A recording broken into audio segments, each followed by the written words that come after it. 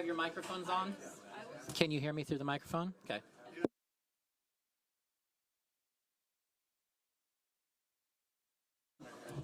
Can you hear it through the microphone? Are you getting the sound? There you go. Thanks.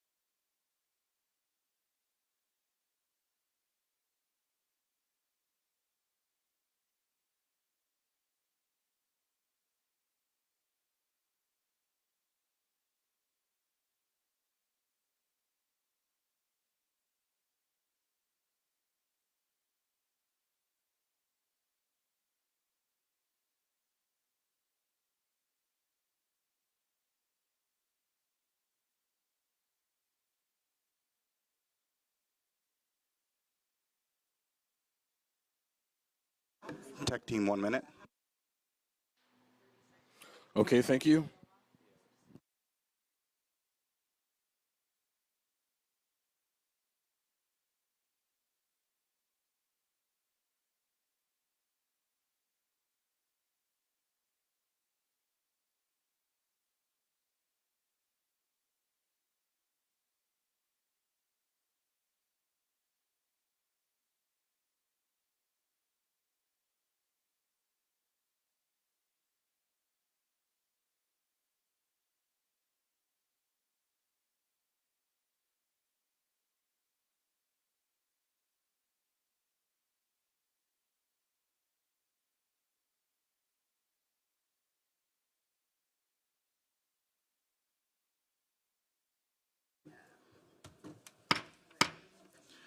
Good morning, everyone. My name is Elliot Payne. I'm the president of Minneapolis City Council. Before we convene our meeting, we have a presentation of an honorary resolution celebrating Black Business Week. I will invite council members Jenkins, Ellison, Vitaw, Wansley, and I will join them to read this resolution.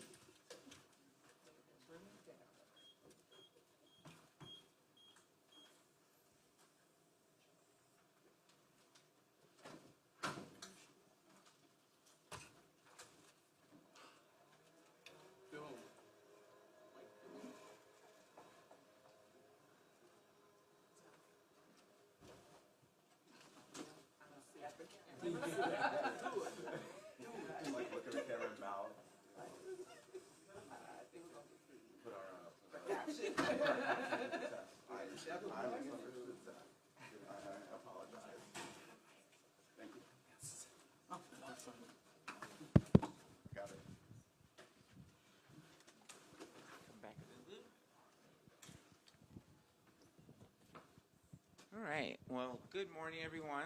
And my name is Councilmember Andrea Jenkins, Ward 8, and I'm going to read this resolution celebrating Black Business Week in the city of Minneapolis. Is the microphone on? Great. Celebrating Black Business Week 2024 in the city of Minneapolis. Whereas, since 2004, Black Business Month is celebrated in August in the United States, which celebrates the success of Black entrepreneurs and honors the challenges that they face.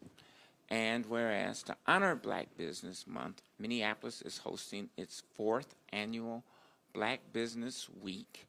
And whereas, the goals of Black Business Week are to honor, empower, inspire, and support Black businesses in the city as they play an important role in the economy. And whereas the theme this year is Access to Capital, with 7 events throughout the week across the city.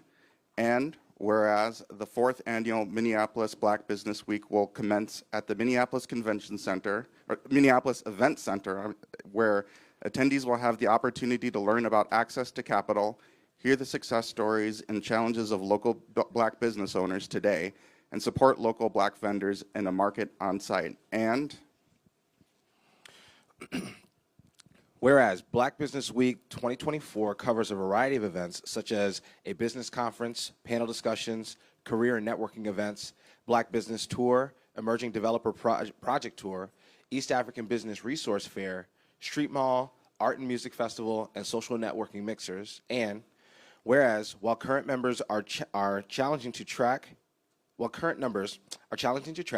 data in 2012 and 2018 shows a 12.3% increase in Black-owned businesses in Minnesota, jumping from 47,000 to roughly to over 67,000.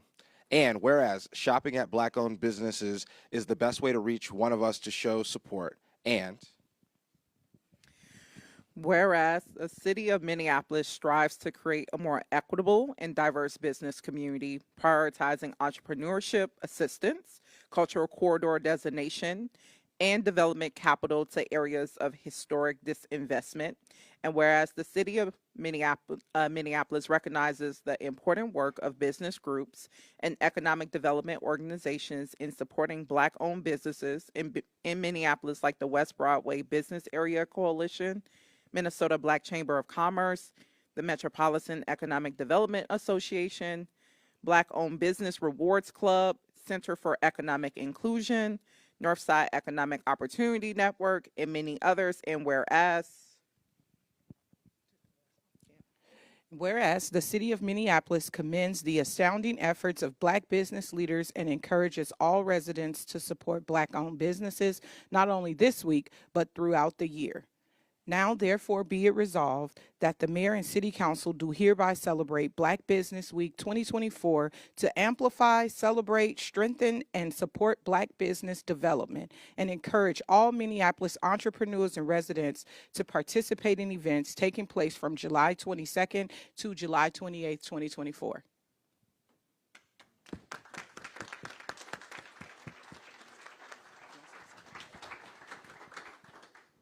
I just want to take a moment to just recognize my staff and the staff from Ward 1 for their hard work on this project, including staff from the mayor's office and our community planning and economic development team. Thanks to all of those who made this week happen, and as we move into August for Black History Month. Thank you. And I'll say, knowing firsthand how hard it is to run a business, that's what I was doing before I ran for office. It's hard enough just on your own, writing contracts, writing invoices, trying to hire folks, trying to get the work done all at the same time. One of the things that we learned, and actually one of the first things I did when I worked for the city before running for office, was launch a small business portal, because the last thing you need is for government process to get in the way of all of those already big barriers of having a successful business. So this week is to recognize some of those barriers and hopefully remove some of them. So thank you.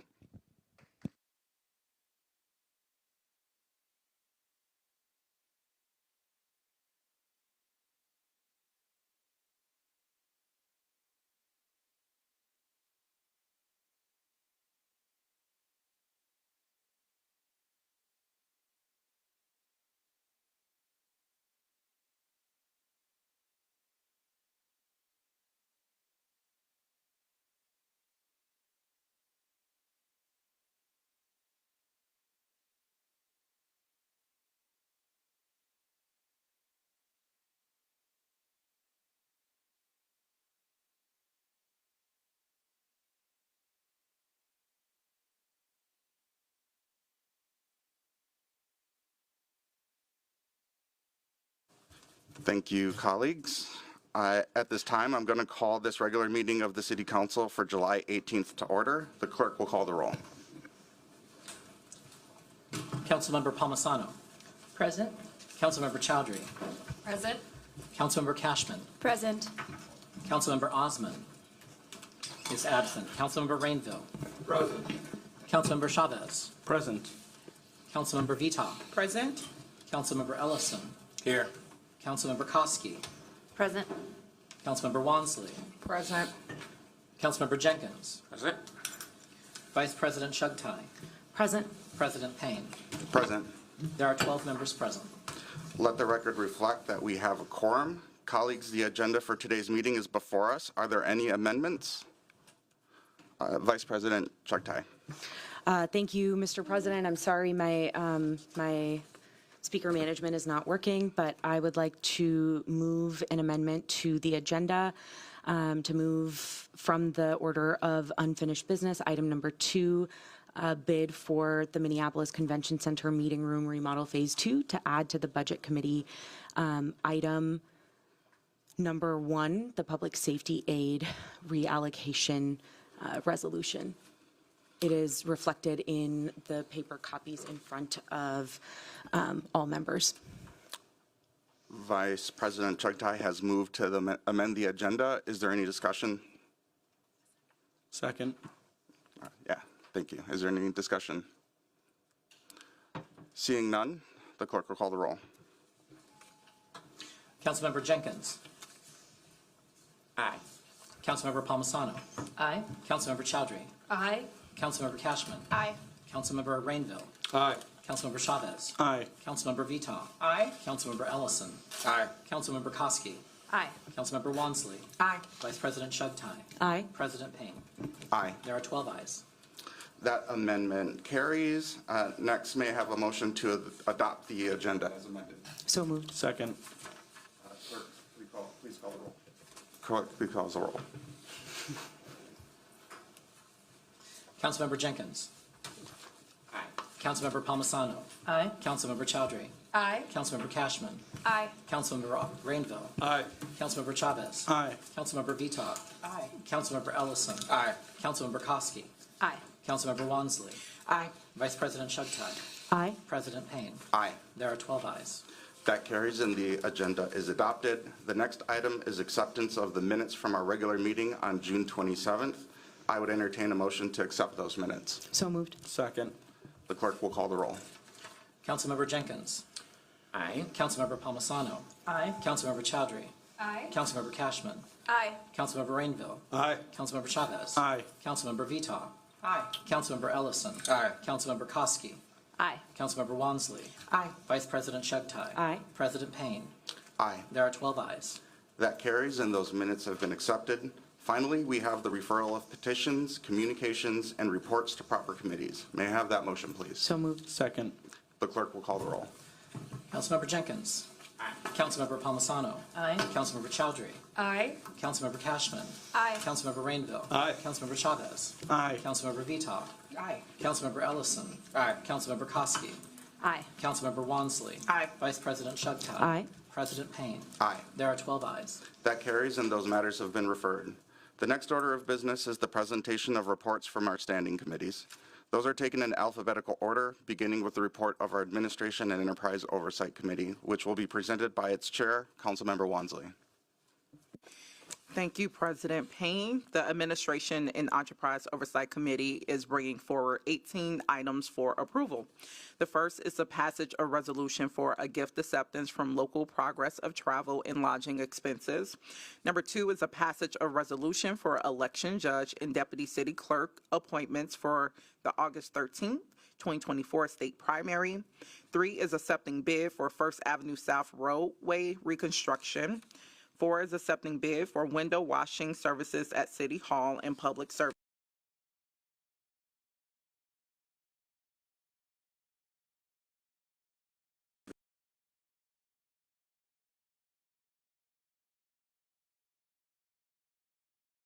Contract with Short Elliott Hendrickson Inc. for Southwest Pump Station Design.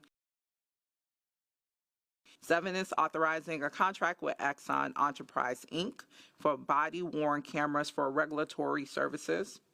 8 is authorizing contract with Lake Street Council for Lake Street Public Safety Coordinator Pilot Program Initiative.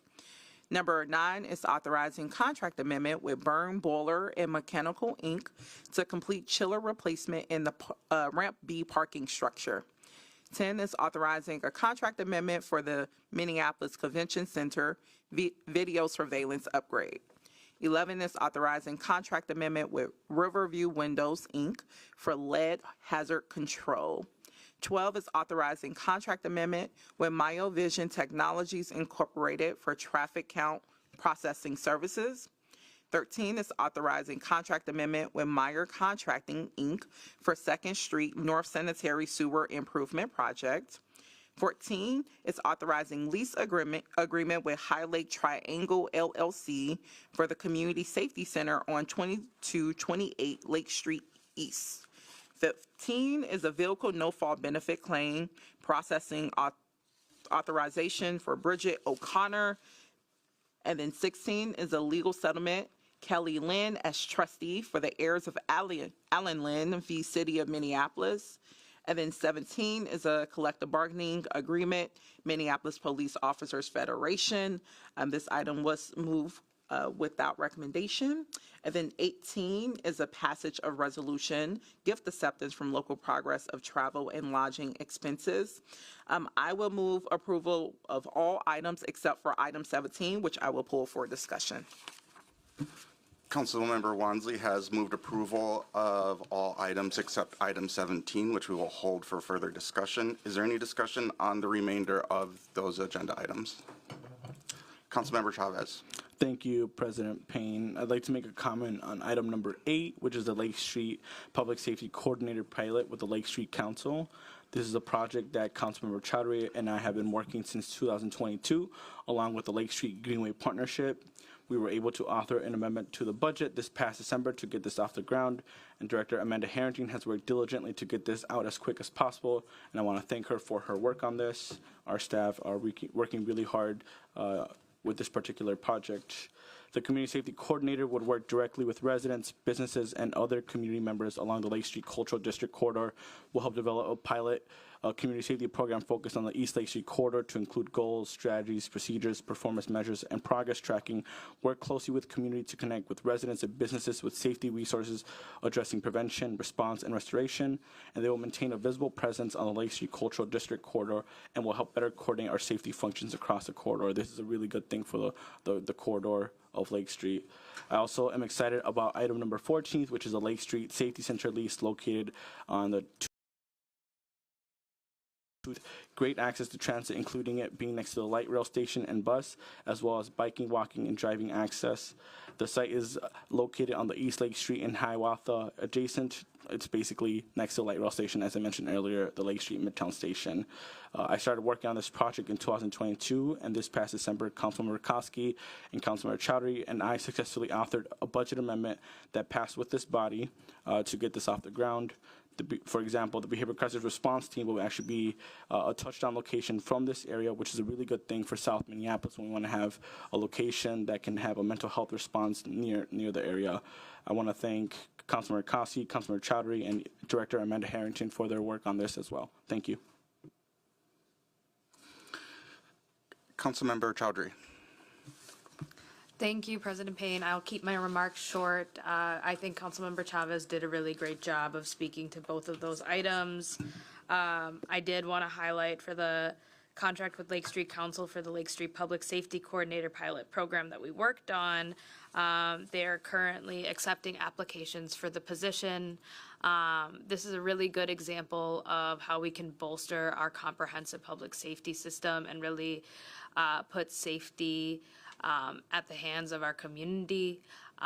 Lake Street is a very dynamic corridor that spans multiple wards, including mine, and there are many different actors, stakeholders, community groups that work in tandem to address safety concerns. And one of the biggest needs that has shown up over many years is the ability to really coordinate services and make an efficient and impactful difference on the corridor for all the residents that live there, the businesses, the visitors across our ward. So I'm really excited to see this move forward. I think this is honestly kind of a dream to see it become reality, from a budget amendment to an action that we're going to be moving forward in this council meeting today. Thank you for those comments. Not seeing anyone else in queue on the remainder of this report, so I will ask the clerk to call the roll on the AO report excluding item number 17. Councilmember Jenkins. I'm sorry, are we voting on item number 17? This is items 1 through 16 and 18. Councilmember Palmisano. Aye. Councilmember Chowdhury. Aye. Councilmember Cashman. Aye. Councilmember Rainville. Aye. Councilmember Chavez. Aye. Councilmember Vito. Aye. Councilmember Ellison. Aye. Councilmember Koski. Aye. Councilmember Wansley. Aye. Vice President Shebtai. Aye. President Payne. Aye. There are 12 ayes. That carries, and those items are approved. Next, we will take up item number 17, the Police Federation contract. Is there any discussion? Don't all jump in at one time. All right, well, I will start off by saying this is one of a the biggest votes we may take this term. Is anybody else in queue? This is not refreshing for me. Wansley. All right. I'm going to start with Councilmember Wansley. You could also feel free to continue, Council President Payne. Go ahead. All right, then. So first, I would like to begin my comments by thanking all the residents who participated in the numerous engagement opportunities we curated either in AO or outside of AO around the police contract. I know before taking up this item, and even before I was in office, I remember after the murder of George Floyd, city leaders, including both electeds and our current mayor, pointing to this contract as being one of the main reasons for the lack of police accountability. In fact, they said that this contract was why they were unable to keep bad officers off the force, and why cops like Derek Chauvin were allowed to brutalize so many people for so long and without any accountability. I know that I never forgot those comments, and I know many residents have not forgotten them either. This was demonstrated for me as I received hundreds of emails from my office asking why the city all of a sudden did a bait switch on how this contract could actually be a tool of reform. To get to the point, though, in thinking of that, I won't be supporting this item. The administration asked council last term to basically share what specific changes they would like to see happen in this contract, and was very concerned to see that many of the changes that were brought forward in this contract that I supported, and I know a number of my other colleagues did as well, they're all temporary changes. And to me, I don't see temporary gains for permanent raises as progress. I also have been in disagreement with some of the comments that I've heard from the administration about this contract not being a place for reform, as if other channels are actually working. For example, in response to MPD having some questionable practices pertaining to the promotion and hiring of police officers, I authored a legislative directive to see what changes or accountability mechanisms were put in place by the administration to ensure that the city was not continuing the pattern of hiring and promoting problematic officers.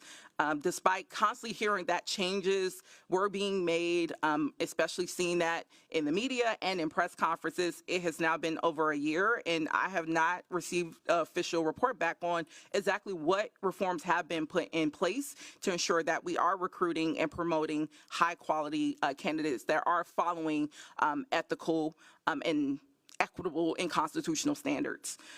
This council and the public deserves to have transparent updates on those changes, as well as an analysis of outcomes for those changes, and right now that's not happening. I also want to highlight that coaching is another area that this contract could have addressed. The lack of proper usage from the city has been weaponized during the grievance process, and the contract presented the administration the opportunity to clearly define coaching and to codify it as a form of discipline as to avoid any further misuse of it. For those arguing that the contract is not the place for it, I would also argue that considering the unique situation Minneapolis is in and our documented history of city officials ignoring the misuse and abuse of coaching for decades, it absolutely should have been in here, and I know a lot of residents agree with that. We have also been told that the main and primary reason to approve this contract is that it's going to ultimately help with recruitment and improve our staffing. And when you start to look around at other cities that might be paying slightly lesser than what we're proposing in Minneapolis, like in St. Paul and other surrounding suburbs who are not facing staffing challenges such as the ones that we're experiencing, it does expose that staffing issues is not all about money. It also boils down to whether or not they have a department that is deeply committed to reform and change, and changing the culture within it to reflect that. If this contract passes, I don't necessarily believe that it's going to dramatically change our staffing numbers. In fact, I think we should expect to see a significant number of our officers retire once this contract passes. I don't necessarily see it's going to retain or suddenly increase our officer ranks to get back to the glory days of post or pre-2020. And that's largely because pay raises without real and permanent reform does not actually lead to an increased healthy workforce. But though I won't be supporting this contract today, I do look forward to working with my colleagues in the administration to make sure that as we're preparing to go into the next round of negotiations, this time that we actually incorporate real and permanent reforms so that we're not in this predicament again where we're paying high prices for things that's going to expire in 18 months and that maybe won't even be received or experienced by our constituents in that period of time. So I just wanted to share on the record where I'm standing on this contract as of now. And with that, I'll pass it to the other number of colleagues in queue. Councilmember Palmisano. Thank you, Mr. Chair. I fully respect Councilmember Wansley's intention to vote no, and so she did not move this item. So I will first move it for approval and ask for a second before I have my comments. Second. Thank you. It's been a long road with this contract, but I think we're finally there. As I said at committee, there have been historic levels of engagement on this, both with the public and the council. We've been in conversation about it for years, and I'm glad we have an opportunity to hear from residents at public hearings. That's important, but the fact is we've been hearing feedback about this for years, both from residents who have to wait hours for an available officer to arrive at the scene of a crime, and officers who've told us they spend their shifts running from call to call and are being required to complete mandatory overtime. Yet again yesterday, I received a call from a constituent whose mother was assaulted on her front porch. And when officers arrived, they told her that that night, 2 nights ago, there were 5 officers working that shift at the 5th Precinct. As you know, the 5th Precinct covers 20 neighborhoods and about a quarter of our city. 5 officers were responsible for response in that much of our city, and that's not a healthy workforce. This staffing crisis isn't sustainable. We know that already we have planned retirements happening. We know already that there will probably be more people leaving our city's workforce in MPD than ever before. But we have a responsibility to ensure the safety of every resident in our city and maintain a functional police department. This contract offers a lot of improvements at how that police department functions. This contract really helps to achieve it, and I'll be voting in support of it today. Thank you. Councilmember Koski. Thank you, President Payne. To me, this is a groundbreaking contract, and it symbolizes a new era. The community engagement was done in a way that we had never seen before. And I'm grateful to my colleagues who guided and pushed for this and for all the residents who added their thoughtful feedback. As it will be stated, I know it had already been stated, but it offers significant base pay raises that move MPD compensation rates from the bottom 25% in the state to the top 5 in our region. Something I have been pushing for all along. It enhances transparency, strengthens managerial oversight, and equips MPD management with essential tools to better deploy limited resources and run the department. I will take these incremental changes as a win for our community, and I'm happy to support this today. Councilmember Chavez. Council President Payne, thank you. I want to begin by thanking you for the process that this body underwent regarding this contract. The mayor's administration was trying to force a vote days after we had closed session to learn about the contract, where many of us ended up having many questions, and you pushed back against that in the name of transparency, making sure that our residents had the time to weigh in, testify at council, and send feedback. I also want to thank the residents for their engagement and for pushing for changes in this contract. There are some. This allowed me the opportunity to have conversations, office hours, and receive emails, phone calls, read public comments my residents made. 82% of the residents who reach out to my office asked me to reject this contract. And while it does not encompass my entire ward, it helped me come to a decision that I will be voting no on this contract and to expect more for my residents. In November of 2023, I sent an update to my residents expressing my belief that this contract should rein in on off-duty, negotiate the ending of coaching that prevents discipline and accountability, work to gain more management control, the need for provisions that can fire officers with terrible records, and find ways to incentivize those officers that are doing the job well, like Inspector Gomez, who works hard for the 3rd Precinct, and I have deep appreciation for. And while there are big pay hikes and an increase in some management control, my main concerns are not being addressed in this contract nor in the policy manual today. In fact, this contract has attempted to codify the city's position on coaching. It specifies that discipline refers exclusively to written reprimands, suspensions, demotions, and discharges. Coaching is not named in the discipline component, and there are no guardrails to prevent coaching from even happening. I'll end it with this. I believe in historic pay raises, but I believe that those historic pay increases should come with historic and permanent reforms.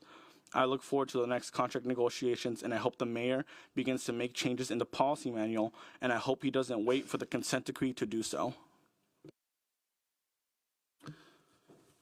I added myself to queue to tell a little bit of a story of how I got here.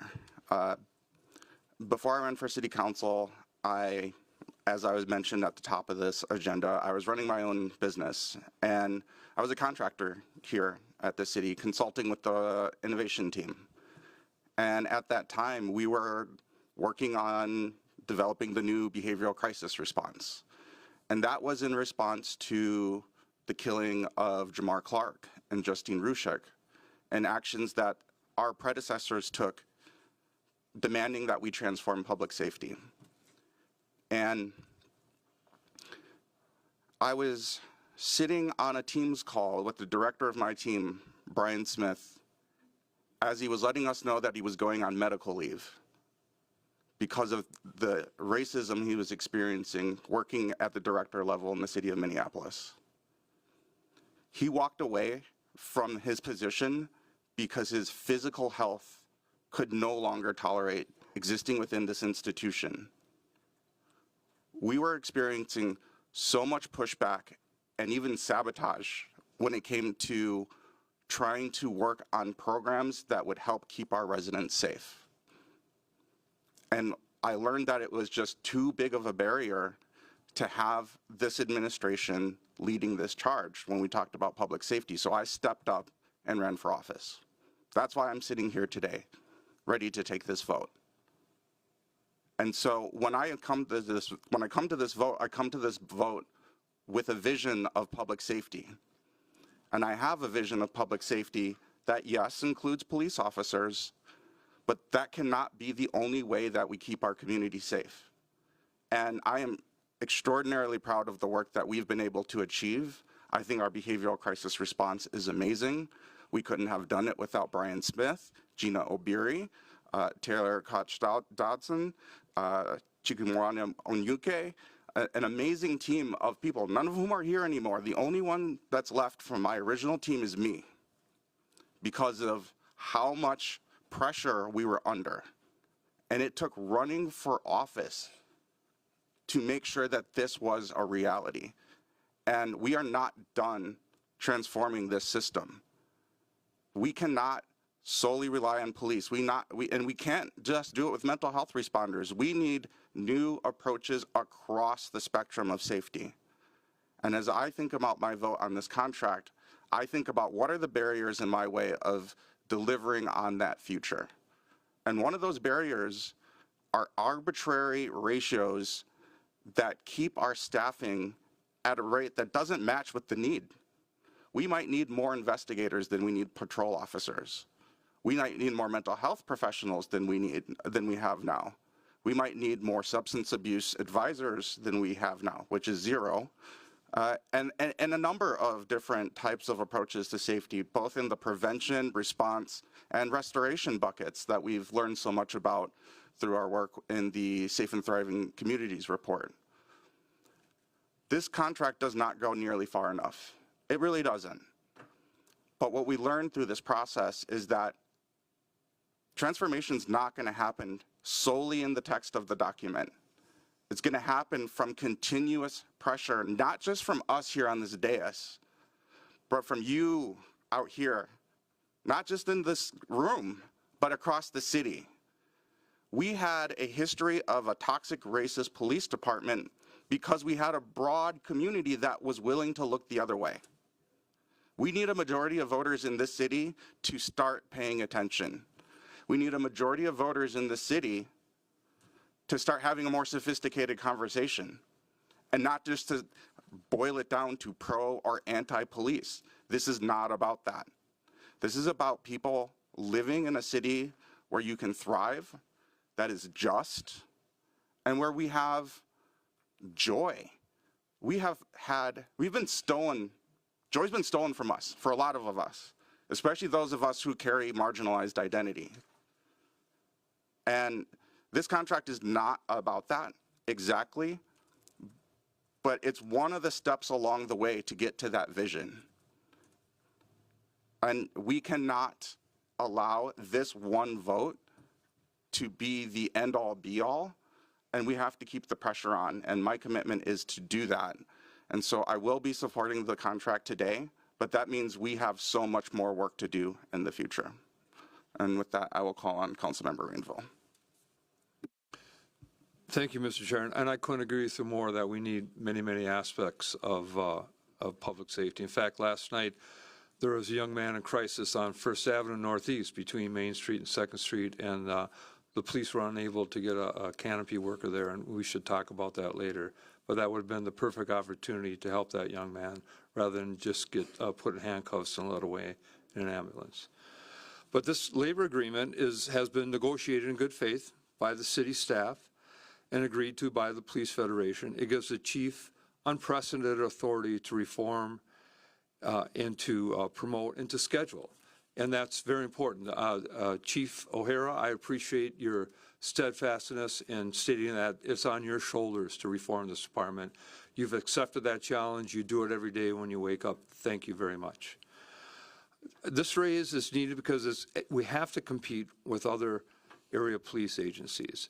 If you're a young woman starting your career in policing, should you go to Blaine and make $91,000 a year, or should you go to Minneapolis and make $71,000? When you're 22 years old, that's a big factor in your decision making.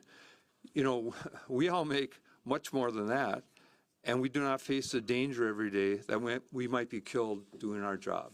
And I say that because of Officer Mitchell, who leaves behind 4 children because he was killed in the line of duty trying to help someone who was injured. During this contract process, we had the most open and transparent negotiations in history. At the 2 public hearings, and it was a great idea to hold those public hearings, but 80% of the speakers told us, vote yes for this contract. We have to think, as we prepare to vote, that we are not activists anymore. We are elected officials who took an oath to serve our citizens. It is a time to use common sense to serve those citizens and to send a strong message to current police officers and those considering working for MPD that elected officials support them and the far too many victims of crime that we have in the city. I will be voting yes. Thank you.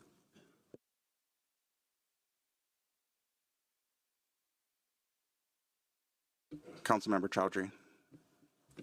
Thank you, President Payne. I want to begin my comments by thanking all of the community members in Ward 12 and across our city who reached out to my office directly over email, phone, at office hours, and the community members who showed up to the 2 public hearings that took place in the AEO committee. Your engagement in this process and deep care for our community is greatly appreciated and inspiring. I want to express my gratitude for the process that this council and the leadership of our council led in having multiple opportunities for not only the public to learn more deeply about the details and impacts of this contract, but also to engage in a dialogue with us and each other. This type of engagement on the police contract has not happened before, and I think it should be common practice moving forward. I particularly thank the committee's chair, Chair Wansley, for her persistence in making this possible in her committee. So I struggled a lot when it came to this vote. I spent countless hours weighing the pros, cons, the community voices, and the hard realities of our city and the state of public safety and policing. Even on the most contentious votes that I have experienced on this council so far in my first term, The pressure may have been really on, but I felt a lot of clarity in the decisions I made. I didn't feel that way about this contract.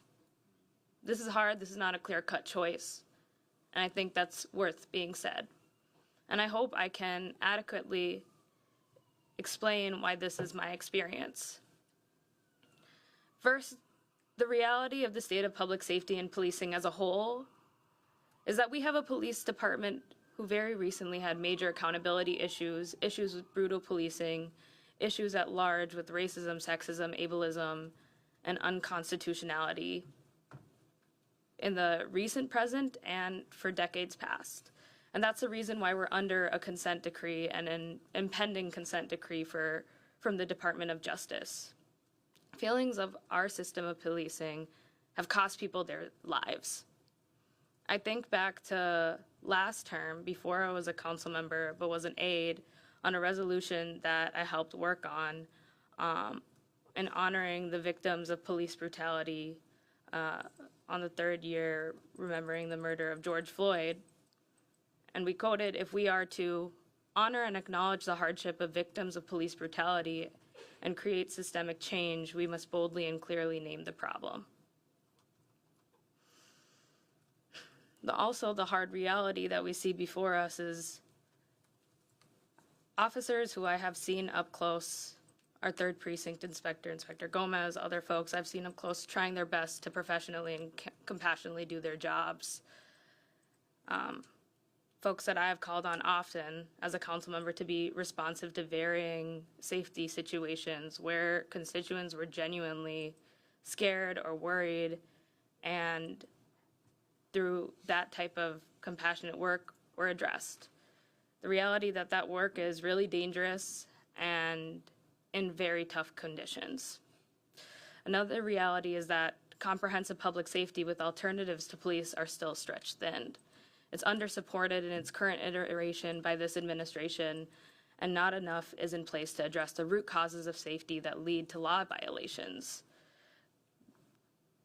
Another hard reality is that overtime among officers is high, and officers are in positions where they burn out. Their well-being is in jeopardy, and that puts safety for everyone in jeopardy. Another is the charter minimum requirement that is unreachable, and the reason why I was a vocal supporter of question 2, because every year we're budgeting for positions we can't fill. Police reform for a system found broken by many for decades and reported broken by a dual consent decree lags behind. And the reality is the residents expressing deep frustration that since 2020 that there has yet to be significant reform are right to be frustrated, and their distrust is valid, and we have to accept that in our community and in our political climate. We can't invalidate that. That's a real and true frustration shared by many in our community. And the other hard reality that made this decision so tough for me is that there isn't solid consensus in our community around this contract. That staffing is a priority, but feels in contest with reform and change. Even our mayor has decided to exaggerate this contest by proposing cuts to defunding neighborhood safety programming to fund this contract in a time where cultural ambassadors would have been a part of violence prevention efforts on corridors that in just recent days have experienced violent incidents. Transit safety programming could help further the goal of addressing root causes of law-violating behavior and more. All these realities paired with being a new council member who did not have the opportunity to weigh in on this contract during its negotiation have made this vote, for me, again, entirely very difficult. I'll be honest, there are provisions that I really find to be good within this contract. The 70-30 staffing reform was long advocated by community members and many council members before us that allows staffing flexibility that is necessary to meet safety needs and address officer burnout, and can help determine the true amount of officers needed to address safety concerns. Civilianization of investigators that help much needed addressing of clearance rates and disarm positions that don't require guns, and again, build a pathway to comprehensive safety. I'm starting to run out of time, and so I'm going to give my time back, and I will close Again, I know that I'm spending a lot of time talking on this topic, but it feels really important to me to really make clear to my constituents and the residents in Minneapolis how I'm coming to my decision. So I'll pause for now and pass back to the chair. Councilmember Vita. Thank you, Chair Payne. I'm excited to vote for this today. This morning when I woke up and thought, okay, today's the day that we're going to vote for this, it made me think way back to 1994 when I got my first job. I remember walking down Central Avenue in Fridley, filling out applications at every fast food restaurant. My first job was White Castle because it paid more. It paid more than Hardee's. It paid more than McDonald's. It paid more than Wendy's. And so here you have it, the first job, White Castle. And so I felt good about knowing that someone is going to choose us as their first professional job because we have a competitive pay. This has been a lot of work, and there are a lot of people who never get recognized for this work. And so I just want to take an opportunity to thank Rashida Deloney, Greg Wiley, Sarah Riskin. Sarah Riskin is an attorney out of the city attorney's office who have taught me so much in this process and the previous process on a police contract. You know, they've done a lot of work. I've spent some time with Rashida Deloney and just, you know, really got energy from her because she's never given up. She felt so confident in doing the right thing, so that made me feel confident in the right thing. So thank you all so much to all the people who work behind the scenes to make this happen. You know, we're fortunate that we get to come out here and sit on the dais and discuss how we feel about this, but there's a lot of people who work hard to make sure that this happens. So I want you all to know that I appreciate all the work, the years of work that you've done to make this possible for not only us as a council, but for our city. So thank you all so very much. To all the people who came out to the public hearings, thank you. Thank you, Councilmember Jenkins, for insisting in those meetings that we have those community listening sessions for this beforehand. And thank you, Councilmember Wansley, for providing an opportunity for not only Ward 4 residents, but anyone who was interested in having a voice in this to come and speak. That was really good to hear, you know, just people showing up. And there was 2 public hearings, and there's a lot of people. You know, one went till 9:00 p.m. And, you know, you don't appreciate it when you're up here and you're hot, but you appreciate it when you're at home in the air conditioning and you're watching the council meeting, right? And you can hear back what people said. So I appreciate everyone who showed up. Thank you to Ward 4 residents who reached out to me via email, phone calls, walked up to me in the grocery store, came to my house and talked to my camera, that happened. More than you think, walked up to me while I was outside and talked to me about this and let me know how they feel about it.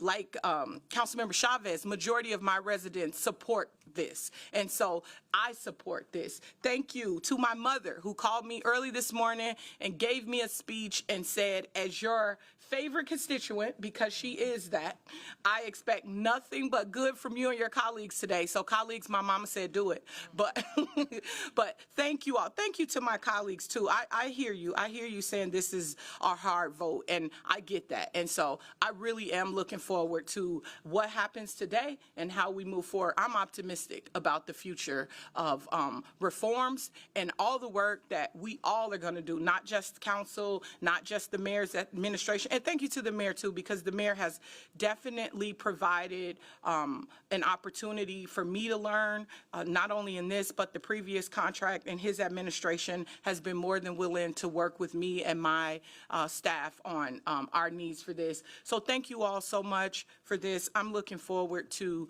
the future of working together on policing and police reforms, and also supporting our officers. Thank you. Councilmember Ellison. Thank you, Council President. I'm going to be voting no today, and like my colleague said, it was a decision that I came to with a lot of difficulty and a lot of consideration. I am always making Councilmember Vital's mom mad, so I apologize for that. So mad. And I just wanted to talk a little bit about, I wasn't going to speak today, but my colleague did say, you're the old guy on the council. You should probably say a few things about your thoughts. And it's interesting, the one thing that strikes me is that we can have a lot of similar feelings about how this process that I was really grateful for, and come to different conclusions. I'm glad that Councilmember Vitalk took time to thank our staff. In my time in office, our staff did do a tremendous job in engaging in this process and getting us to this point. I wanted to just say one thing, though. Yesterday, I got a chance to see one of the elders in the community that a lot of us know, Mahmoud El-Khati. He was at an event in my ward yesterday, and just in a brief encounter with him, it reminded me of a long time ago where I was in a discussion about a different topic. I was a teenager at the time, and I was pointing out to him something I thought was a contradiction in what he was saying, and he said, two things can be true, Jeremiah, two things can be true. And I feel like that's true here, right? Two things can be true. On one hand, staff did do a tremendous job in negotiating these terms. And I'd say that I was talking to a former council member recently, and they agreed that this is probably one of the better conditions that the contract has been in front of a council in decades. And unfortunately, no fault to our staff, I think that the bar that we set out to clear was incredibly low. We heard from a former MPD officer during testimony who was in favor of the contract say that one of the mistakes the city's made historically was to give over managerial authority to escape having to do pay increases. And so we gave over our ability to manage the department until all of a sudden we find that the contract's essentially managing the department. I think that's the situation that we've been in. And so I do think that staff in negotiating the LOAs and the MOAs did a tremendous job, and that was probably the only pathway forward. And I don't want to discount that or undermine that in any way. But also, I've been on this council long enough to feel that this kind of incrementalism, given what our city's been through with the police department, not just with the murder of George Floyd, but with a slew of other issues that we faced even before that occurred, just in my first 2 years in office, this kind of incrementalism is just not what we can accept. We need bigger swings than this. I truly believe that, and that's why I won't be supporting it. One of the things that I'll also say that maybe isn't the reason I'm not supporting the contract, but it's certainly been true in my time in office, has been that the contract has been this space, this political battleground, quite frankly, that says that, whatever it is that you need as a community, we can do it in the contract. So a couple of years ago, it was, hey, look, reforms, the blocks of reforms of the contract, right? And when we sort of reached a point where people started demanding that, it was all of a sudden, actually, this isn't the appropriate pathway. There's other ways that we can do this. There's other ways that we have done this. Right now, I'm hearing this correlation between the terms of this contract and staffing, the terms of this contract and morale, the terms of this contract and the reputation of the department. And if this contract passes, and if and when staffing is not resolved by the contract, I'm sort of curious to know what will be sort of the next frontier, what will be the next sort of Schrodinger's contract that we will debate, that it will solve, that it ultimately does not solve, right? I think that if this contract passes today, all of the staffing issues, our burden to recruit better, our burden to improve the reputation of this department, they aren't moved an inch by this contract. And maybe that's true no matter the terms of the contract, but I think that we should know it as a community, because if we want to resolve those things, we have to be committed to resolving those things, and we can't just say the contract will fix it, and then when the contract doesn't, say, oh, we never said that. So, with that, I'll conclude my statements. I want to thank my colleagues, and again, to any of my colleagues that are supporting this contract, I understand. As somebody who's been around and has seen the condition of some of the contracts that have been before council, you're voting for one of the best contracts that has been before us. I wholeheartedly believe, maybe out of naivete, that we can do better, that we can swing bigger. So that's all. Thank you. Councilmember Chowdhury. Thank you, President Payne. Schrodinger's contract. Someone should clip that one. You win. You win on that one, Councilmember Ellison. Going back to where I left off, the provisions, the reforms that I think are good within this contract. Again, the civilian investigators, I think it, like I said before, builds a pathway for comprehensive safety alongside BCR, violence interrupters, that can help support limiting interactions with police and also help officers be responsive to emergency situations only they can handle. The zipper clause, it's pretty technical, but it is a big win, and it's been a long time fight. It's ending a long time practice of the police union utilizing letters of agreement that have existed in perpetuity for decades that lead to taking away management authority, less transparency, and is a barrier to progress. And retracting civilian names if a record of an officer is requested. I think that's a good step. And again, I think with the 70-30 reform and the civilian investigators, I think this helps us kind of build a pathway to examine the charter minimum of officers and considered what is actually required as a number for police officers to keep the work that they need to do going in reality. So these reforms are good yet minimal. I do think what is frankly bad about this contract that others have named is high and historic wages for police officers to the tune of $1.5 million. That is unbalanced. It's the unbalanced nature, even if it makes Minneapolis competitive. For me, it is personally frustrating to see little reform accomplished, even if this is the best contract that we've seen before us in recent days, and I think we should call that out. It's also really frustrating and dizzying to our community that the city for so long has communicated that reform should live in the police union contract, and now the message has done a full 180 to say less is more. That's not an okay thing to do to our residents, and we owe our residents more. That's something that I think is before this body and the city of Minneapolis to figure out, because that is a big deal to switch our messaging in that way. Many people have long sought reform within this police contract because that is what we told them. This contract also signals that the city has decided in this moment to prioritize staffing over reform. And that should alarm us and hold us all accountable to taking much more to fix this system. And was stated over and over again, and what we should do is hold management, the mayor and chief, accountable. And I want us to figure out what that looks like as a city council and how we do that, a real plan, one that people can see and hold us accountable to. Because we say hold the mayor and chief accountable, we say hold management accountable because we're giving them management authority, but we need to figure out what's the pathway to do it, because without enforcement of that type of standard, it might as well not exist. And that's why me and Councilmember Jason Chavez wrote a letter to the mayor detailing that we must act now to address coaching, and that it has been, and that it has the potential to be used in a way to hide and make private violations that should be public in the police conduct and policy manual, if that's where it's going to live.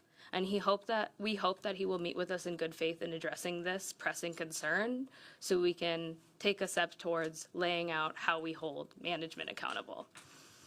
Now, the reality of this vote. A yes vote means moving this contract forward. And what's tough for me is learning that there's no way at this point to amend it to make new provisions. A no vote means sending this back to mediation, where likely there will be an impasse reached, and it is highly likely that it will go to binding interest arbitration, where an arbitrator outside of the city will make decisions that will likely lead to the same contract at the same cost, with a huge risk of losing reform that was won within this contract. And our residents deserve to know that, for me, it doesn't feel like there's any sugarcoating this contract or choice. I don't want to look at it with rose-tinted glasses. The choice is, again, an unbalanced high-cost contract with minimal reform, or a contract that is the same. You are at time. Thank you, Councilmember Payne. Councilmember Cashman. Is it possible for me to yield a minute of my time so that Councilmember Chowdhury can finish her remarks? Yes. Thank you, Councilmember Cashman.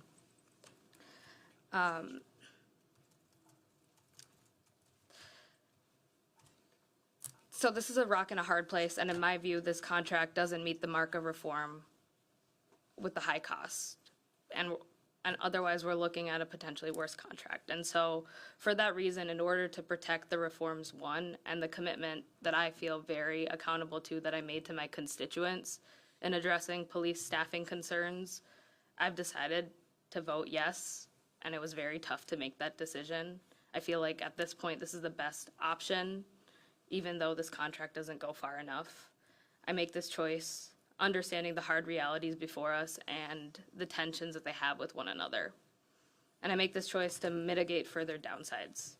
Actions for reforms and true comprehensive safety must come first after this vote, and I won't be supporting any cuts to neighborhood safety to fund paying for this contract. We have options with the convention center remodel and downtown assets to pay for it. And I'll just say to community, I encourage you to stay in dialogue with us, and I encourage you to hold all of us accountable, including me. Councilmember Cashman. Thank you, President Payne. My community in Ward 7 already knows that I'm supporting this contract today. They know where I stand on this contract because I held multiple community meetings on this topic. I door knocked to talk to folks about this contract, specifically on Franklin Avenue, which is one of our more dangerous areas. I spoke over the phone and over email with hundreds of Ward 7 residents about this contract. I heard their feedback also in the AEO committee hearings that we held.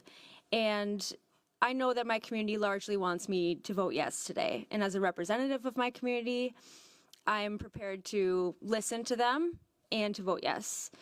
I made a commitment to fully fund public safety initiatives in our city, and my actions today will prove that. Today, I'll be voting not only to fund the police contract, but also to maintain funding for sweeping, comprehensive public safety initiatives. This contract achieves some important reforms with regard to staffing flexibility and civilian investigators. That is meaningful, but does the contract go far enough to address the discipline matrix and coaching? No. But I believe that we cannot make the perfect the enemy of the good. We are in a place now where we have multiple methods to continue pushing for police reform through our budgets, through the Community Commission on Police Oversight, through the implementation of the settlement agreement with the Department of Human Rights, and all of the partners that we have to help us with that. And the work is on us to continue. So I ask my community to continue to hold me accountable to that reform moving forward. Vice President Chugtai. Thank you, Mr. President. I, agree with the sentiment from several colleagues here today that that this vote and this contract it represents a historic and consequential choice that this body will make over the course of this term. I'm a member of the Administration and Enterprise Oversight Committee and have named in committee deliberations that I'm struggling in making a decision. And as I have gotten there in the work leading up to today, some of the things I have weighed are the good in this process and in this contract, right? For example, one that we have done more engagement on this contract than any other in the past, and that is something to celebrate and hold ourselves accountable to. Also, moving forward, we shouldn't just do that type of work with our residents when when we have this one time, but have a commitment to doing that moving forward. I do think that this is a better contract than what we've seen in decades, and we've heard that from several of the people who either have been a part of this body in the past or were involved in this work at the city in decades past. So I think that's a big deal. I also, want to weigh the amount of work that our staff did within the city attorney's office and in our labor relations department to get to this place, and the work that they've done with us to help us really, truly, and deeply understand all of the different provisions that are in this contract and how they fit into a bigger picture. I think as a person that voted no last time, I did really want to get to a yes today. And I've heard compelling arguments and really understand and respect the different choices that people are landing in, that colleagues are landing on today. But honestly, what got me to a no was that I actually do buy the argument that management should want to retain authority in labor contracts, right? I believe that we needed to claw back and need to continue to claw back management authority in as it relates to this contract. But I also think that having authority is different from using authority. And that's what we've heard from residents too, especially those who have experience in contract negotiations or in labor work, either from the employer side or from the employee side. If we are clawing back authority, then what is the mechanism for residents and for this body to hold management, and in this case, management means the mayor and the chief, accountable to using it? And to me, in the last few weeks, an example that has continued to stand out is not seeing management authority used in a way that inspires confidence from me to also then rubber stamp historic raises and temporary movement in this contract. And specifically, what I mean by that is a refusal to engage in discussions around coaching reform. And secondly, a refusal to effectuate minor raises for some of our city's lowest paid frontline workers who have received the least this year, raises that are funded in our existing budget.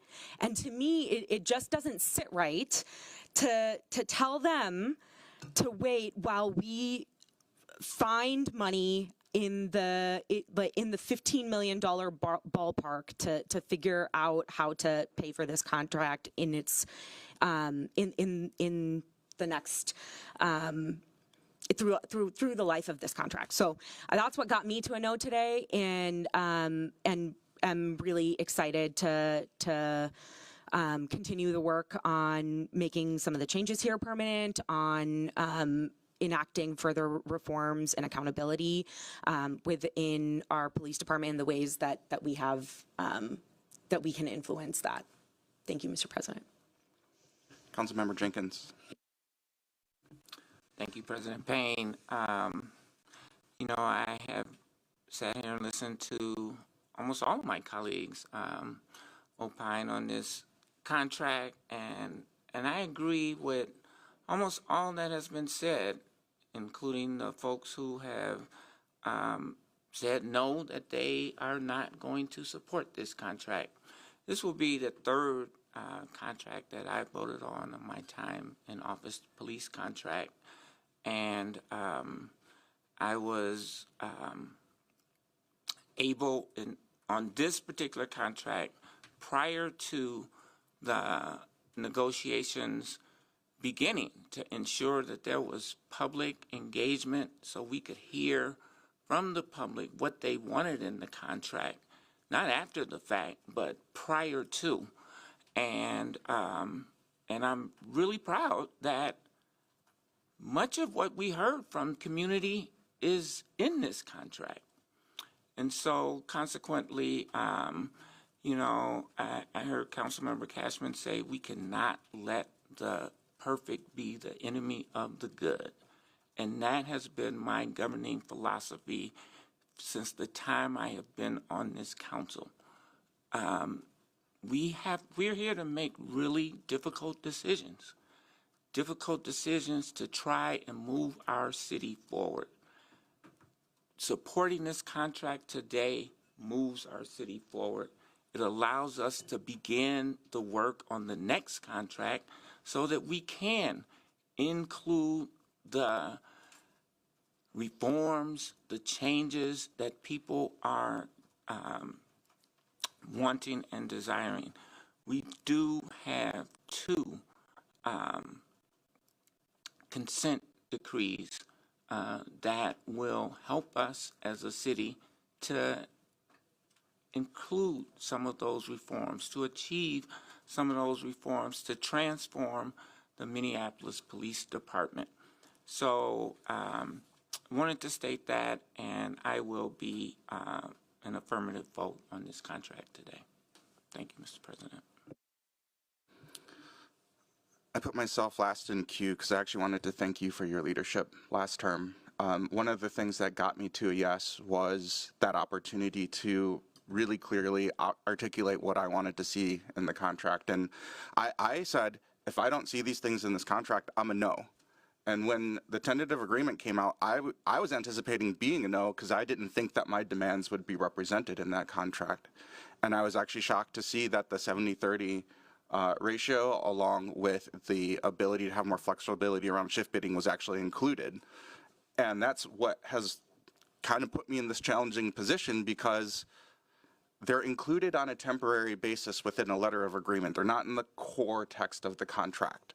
And so I'm left weighing these 2 options of, do I want to see it in the core text and vote no, or do I accept that they're in there and vote yes? And one of the things that gets me to a yes is that we're talking about temporary versus permanent changes. There's no such thing as a permanent change. All there is permanent pressure. And so we have to keep the pressure on. And as I sit here weighing this final vote, I had to think through what are the practical realities of voting this contract down, which I want to be clear, very willing to do. And the practical reality would be going back to the negotiation table with very clear demands. And I think, you know, there could have been a chance that we voted this contract down and said, we need to make those temporary letters of agreement permanent. We're okay with the pay. I don't know if the membership of the Federation would accept that. I don't know if the broader constituency of our city would accept that. Maybe they would just see it again as this overly reduced pro or anti-cop decision. I think we're at this very technical point in this process where we're getting into zipper clauses and letters of agreement and all kinds of new jargon that most non-lawyers are just not particularly familiar with. And even when I talk to labor experts and I talk about a zipper clause, they say, I don't know if I've ever heard of such a thing.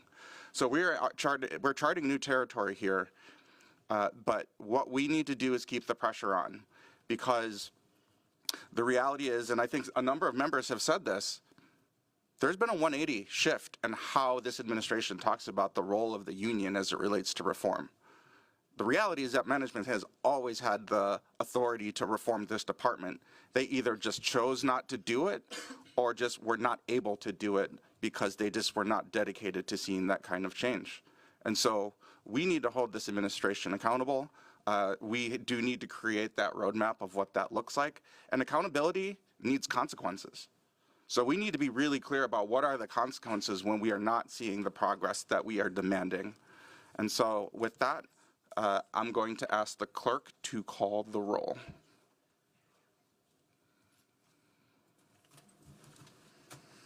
Councilmember Jenkins. Aye. Councilmember Palmisano. Aye. Councilmember Chowdhury. Aye. Councilmember Cashman. Aye. Councilmember Rainville. Aye. Councilmember Chavez. No. Councilmember Vital. Aye. Councilmember Ellison. No. Councilmember Koski. Aye. Councilmember Wansley. No. Vice President Shugtai. No. President Payne. Aye. There are 8 ayes and 4 nays. That carries, and the full report is adopted. Next, we will move to the Budget Committee so that we can have a conversation on how we're going to pay for it. And that report will be presented by the committee's chair, Vice President Chugtai. Thank you, Mr. President. The Budget Committee is bringing forward one item for the body's consideration, and that is related to the public safety aid reallocation proposal. At the top of this agenda, or at the top of this meeting, I moved to amend the agenda, which was adopted by the body, to include some changes to the item that we will be considering before us. And so as this item itself came out of committee without recommendation, I will first move approval of the of Budget Committee item number 1 as it is in front of you today. Second. Thank you, Mr. President. I'll just continue and explain a little bit about what this item in front of colleagues is today. First, I'll just say that we just approved our Police Federation contract, and now we have to figure out how we pay for it. This is not a decision that we can delay or put off for several weeks and leave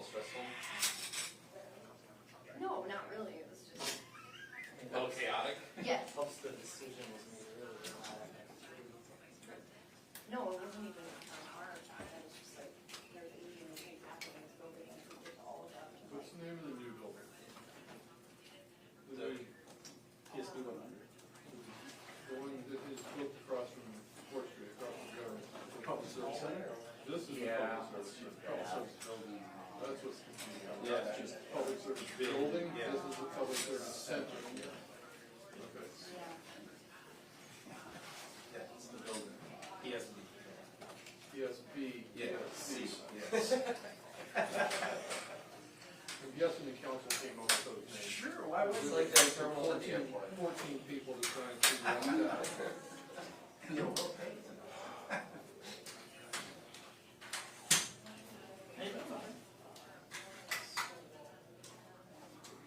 Good. It's no number 4 treatment. You know.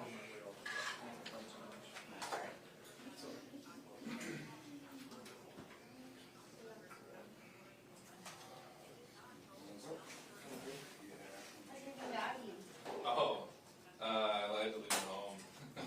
He was, You mean you're not working here, or what? well, it's Helen in the office. Oh, she had to go with So the dog's all alone. First time this week.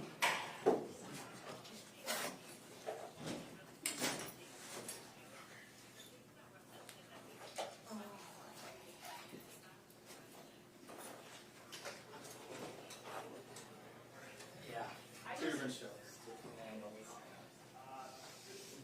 I regret bringing the soup, by the way. I thought 70s would be okay, but it's too hot. This building's outside.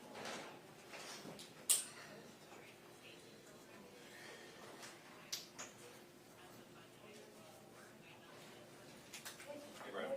what show are you on for? 525. Oh. Yeah, so they just Yep. had me break. No one's here yet. He's not here.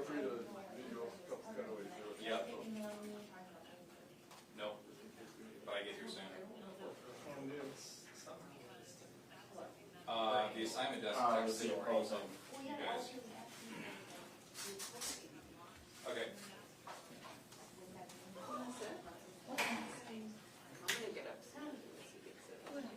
That's all he's asking. You know how they do this before the meeting is even over? It's like still random. How we doing? What's happening? Yeah. Am I just yelling into a void, or? No, you're not. I'm watching YouTube right now. Yeah. You want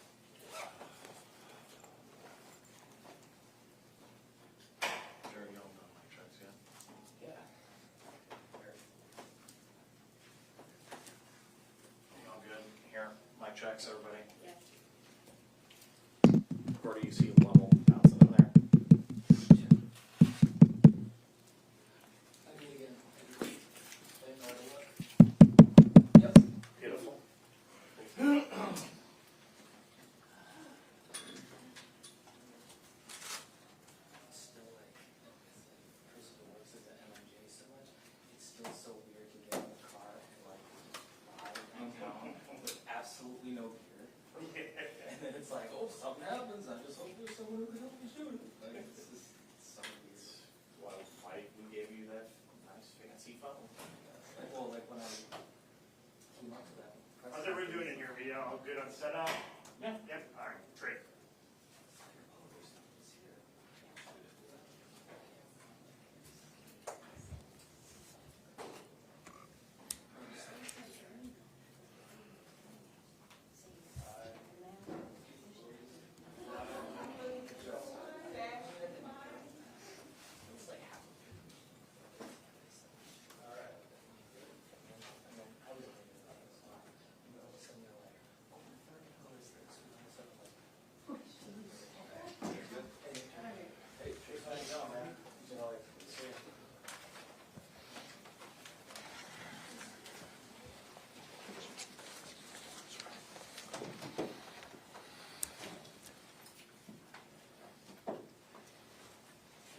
Today in Minneapolis, we are turning a corner, recognizing that we need good, community-oriented policing in our city, recognizing that the concepts of both safety and change are not mutually exclusive. In fact, they have to go hand in hand. That's ultimately what this contract does. I'll quote a council member in saying, this is the best police contract that we have gotten in decades. And it took so much work ultimately to get done. First, it was about pushing back on decades, many administrations worth of contracts that gave away managerial authority to the Police Federation in exchange for limited increases in pay. That was doubly bad. It was bad because we did not keep up in a competitive fashion with other jurisdictions around the state. And it was bad because the necessary managerial authority oversight that should go with our chief was with the Police Federation. This contract gives our chief the managerial authority to make the change that we are all expecting him to make. This contract makes sure that our officers get paid what they are worth. Policing is an incredibly hard job. Policing in Minneapolis is heroic. We need to make sure that they are paid for getting up in the morning and going home every night with the goal of protecting and serving our city. This contract accomplishes both of those things. I am thankful to our council members that approved the contract. I'm thankful for our police officers who have stayed with us through thick and thin. We knew that the contract was not where it should have been, both in terms of the competitive pay and the necessary managerial oversight for quite a long time. They're still here. We have a chief who is leading. We have police officers that recognize the work that they need to do to protect our community. I want to thank all the people who are up here with me and those that are not. Our Commissioner of Safety, Todd Barnett, is down in the council chambers right now, potentially answering questions. Our COO, Margaret Anderson Kelleher, is also down there answering questions, and we wanted to make sure they could continue to do that important work. Our Chief of Police, Brian O'Hara, for the amazing work that he has done in getting to this point. To our Director of Labor Relations, Rashida Deloney, our City Attorney, Kristen Anderson, Saray Garnett-Hahuli, Sarah Riskin, A.C. Blackwell, Nikki Odom. There are so many people that helped us get to this point. And by the way, it didn't happen overnight. We've been working on this contract now for more than a year, bringing stakeholders together, engaging with council members about their input, making sure that council members knew every facet of the contract through long and extended closed briefings. We've engaged with, of course, the Police Federation. And as with any contract, it's a negotiation. Compromise is involved. But I am confident at this point that it is a good contract. It's a contract that will help our city. It's a contract that will help Minneapolis turn a very important corner, recognizing that you can get both change and safety. You can see reforms take place and simultaneously recognizing that officers should get paid for the very hard job that they do. This is a big moment in Minneapolis, and we're so proud to be here with all of these incredible individuals. And with that, I'm going to turn it over to Chief O'Hara.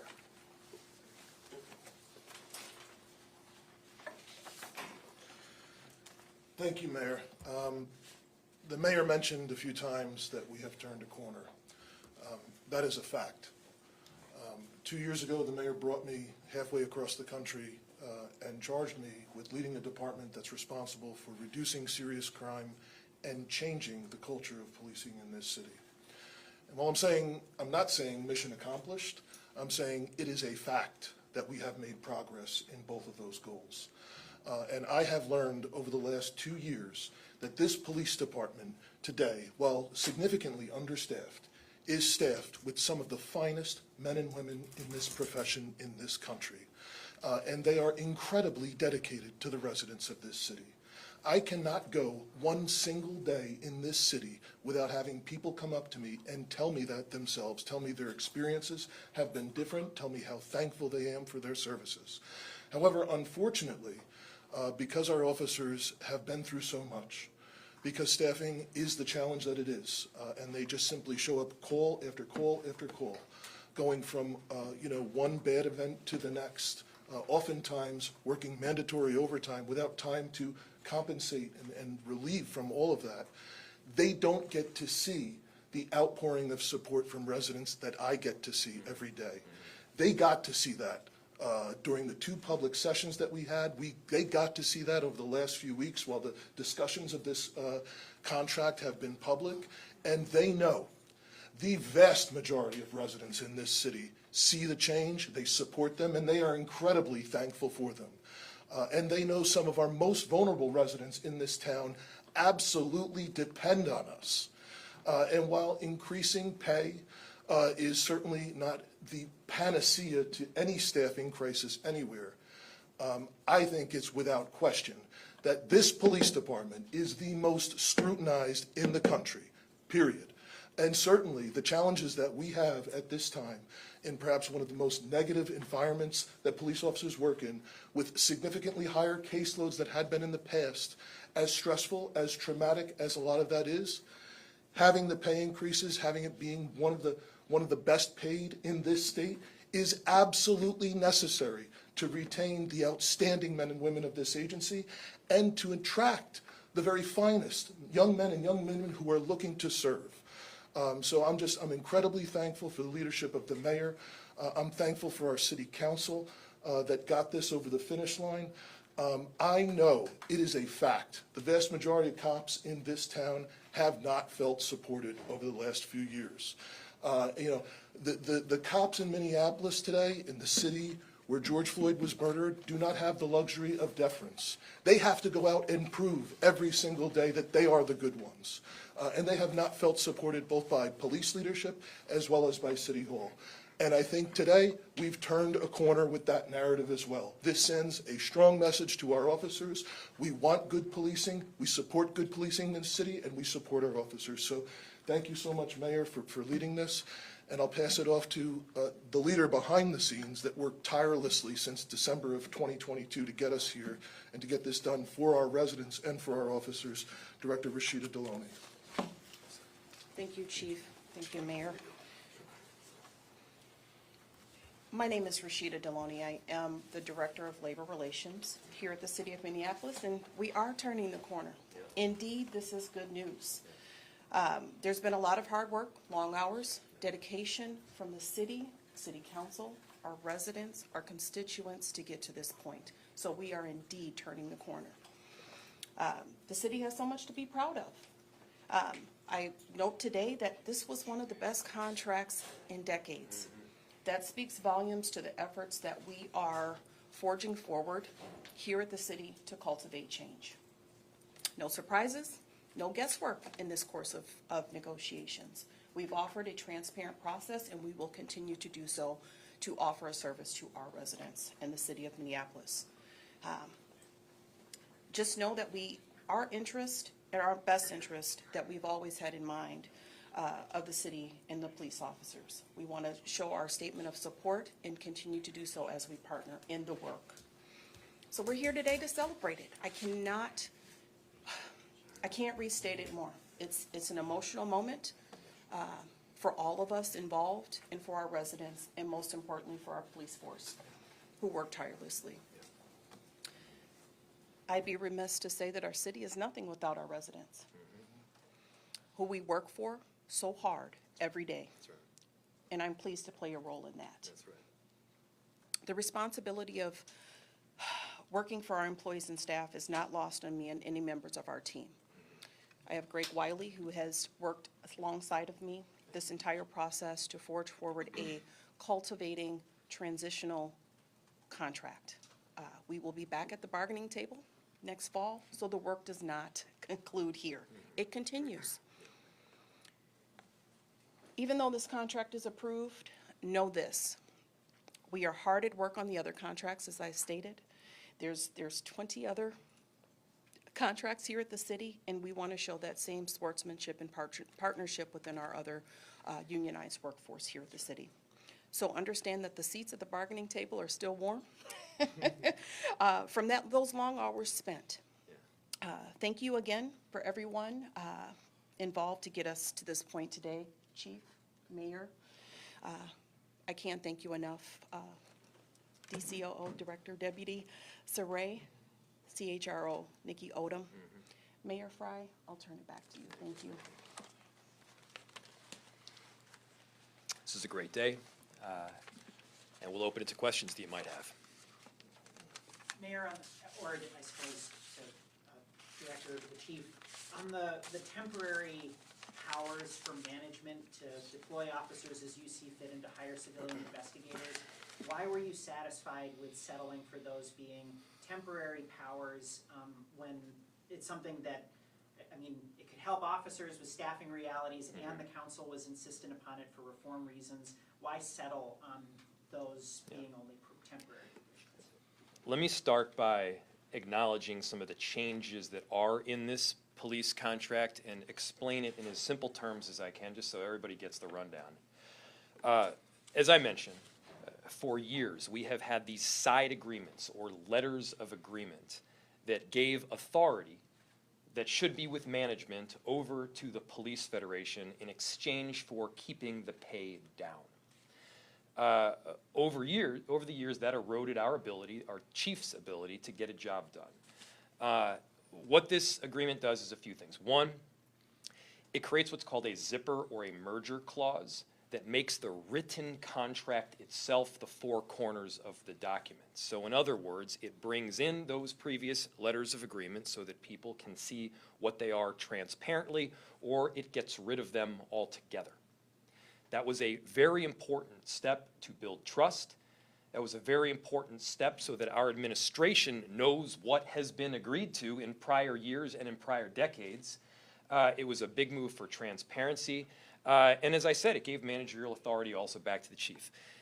Now, having the ability to devote officers to where they're needed most, when they're needed most, that is within the authority of the chief. Many people would say, well, we would have thought that was already within the authority of the chief. It was not in full. That's a huge change. Having the ability to promote employees to sergeant or lieutenant at the numbers and at the time frames when our chief sees fit is another authority that he will have going forward. These are important changes that are critical to running a police department. They're also critical for creating culture shift and change. This contract includes it. Again, I've heard almost all of the council members mention that this was perhaps the best police contract in decades. It is. It's a good move, and this gets us to where gets us towards where we were looking to go. You asked about the time frame. Look, it's a negotiation, as is always the case. This is obviously going to be something that we're going to be fighting for, not just for several years, but for the future.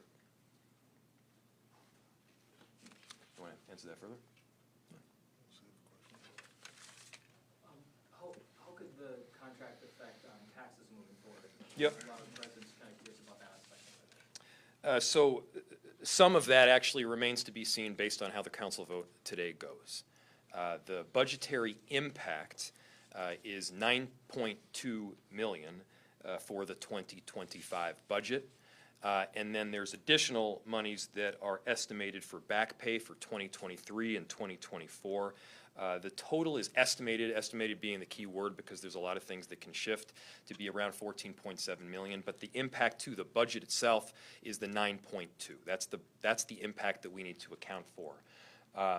Now, importantly, going back over a year and a half, we asked for additional public safety aid from the state to both pay for police officers' salaries and pay for safety beyond policing, violence interrupters, liaisons, navigators, etc. And I believe that some of the money from that public safety aid should go to help alleviate the burden on taxpayers. If none of those dollars go to help alleviate the burden on taxpayers, yes, there will be an impact.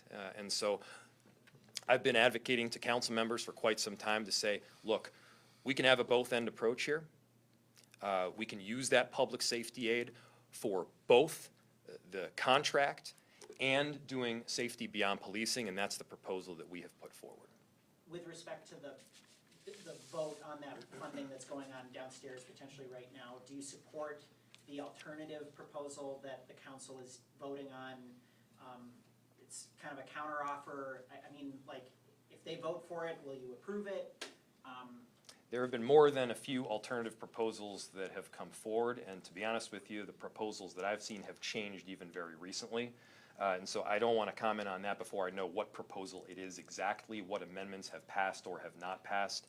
But here's the deal. The proposal that was put forward is a shell game. Look at it yourselves. It's moving money around from one place to another again, to another again. The bottom line is this. We received public safety aid from the state to do multiple things. That public safety aid should do multiple things. It can help pay for police officers' salary and pay. It can help pay for safety beyond policing. I believe some council members have taken the position that not a dollar of public safety aid should go to police. I disagree. I think it should be both end. Moreover, we know that this budget is going to be a difficult one. We know that we're trying to fill a very significant gap in funding. We can't have it both ways. We can't continue to spend more and simultaneously not hit homeowners and renters with a significant property tax hike. So we got to be thoughtful about this. We got to be realistic. And that is my hope as to where the council will go. I don't want to make any predictions as to what is happening. Several of the council members who voted against the contract today, one of their concerns was the coaching issue, how the contract removes some language and what seems to attempt to codify the city's longstanding position that coaching is not in fact discipline. Given that there is a lawsuit pending on this matter, why did the city move forward in the way that it did in terms of language changes? There's a limited amount that I can say on this, but what I will say is this lines up with virtually every other contract that we have and other jurisdictions have. It is clear and transparent as to what constitutes discipline and what does not constitute discipline. Moreover, and this is important, I strongly believe that a full compliance will be accounted for within the consent decree itself. And so if we're looking for oversight, I insist on it. I insist on oversight of how coaching is done and how discipline is done.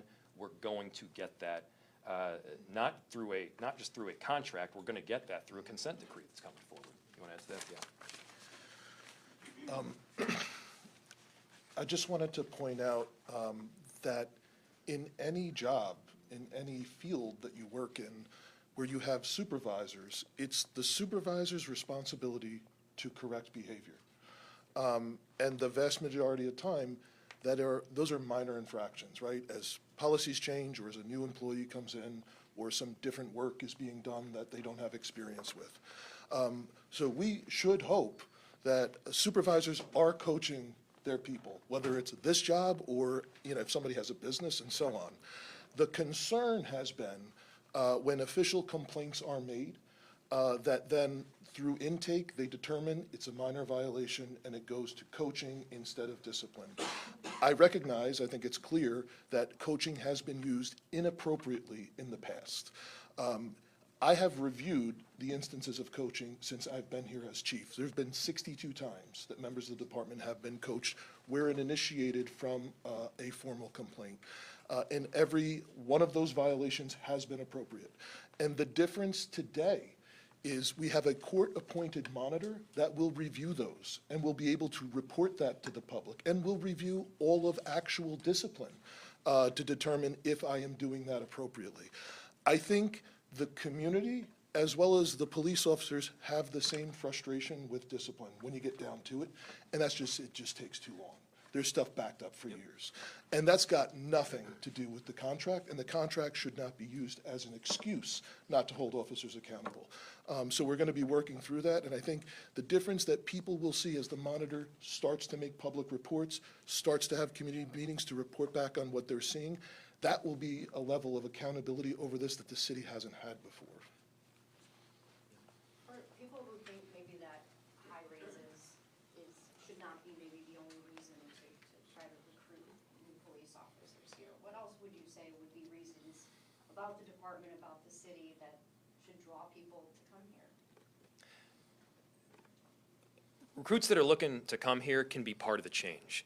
People that want to protect and serve their communities, people that want to be heroes for communities that need help and need safety, that's a great opportunity to come to Minneapolis. If you want to make a difference, if you want to make a difference in culture, if you want to help people during some of their most trying moments, become a police officer and specifically do it in Minneapolis. This is the opportunity to get in on the ground level. We've got a chief who's been here for a year and a half. Oh my goodness, yeah, time's changing. I'm glad I checked with you there. Yeah, almost 2 years. We got a chief who's been here for almost 2 years now. Time flies, I guess. He's doing an incredible job.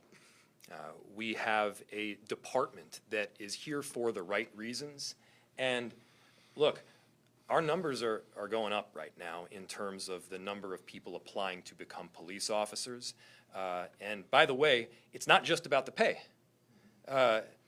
Look, that's part of it. That is part of the equation in any job that people are looking to apply for. What is the pay? And our pay is very competitive following the approval of this contract. But that's not the only work that we're doing. We have a whole campaign that's occurring right now to recruit additional police officers. We're running out ads electronically. We're making sure that people get the outreach. We're meeting people where they're at in communities so we get the kind of officers that we all want to have that have deep commitments to the city of Minneapolis, that want to protect and serve their communities.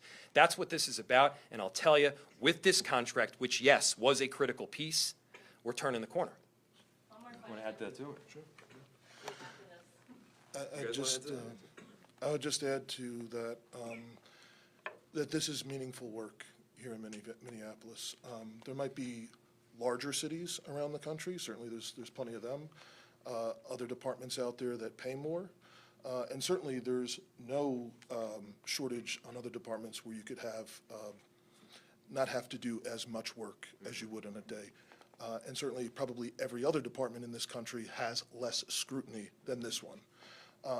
However, if you actually want to be a part of doing something meaningful, if you want to be a part of living a life of purpose, if you're interested in this profession and you're not scared to stand up for what's right and be under the microscope every day like our officers are, this department offers an opportunity for you to be a part of living history, for you to be a part of coming into this agency today as we are rebuilding, as things have turned a corner, and to truly have an opportunity to make a difference in people's lives every day. But also, this is the center of this profession.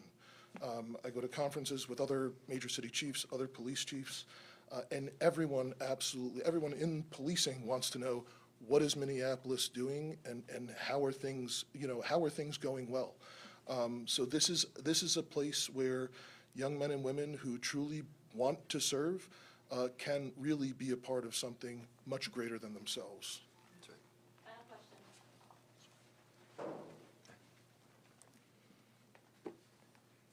Thanks, everybody. Thank you.